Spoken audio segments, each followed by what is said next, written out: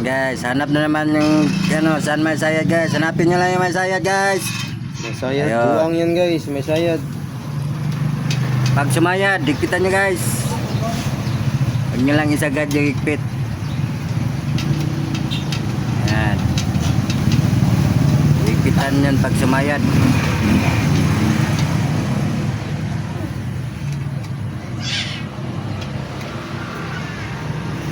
Okay.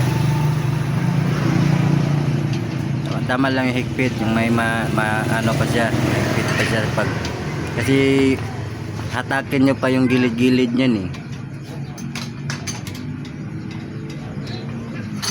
Tamang higpit lang sa oblong.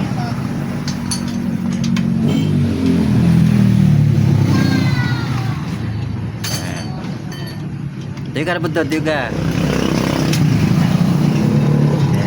Silipin na naman. Oh, ayun.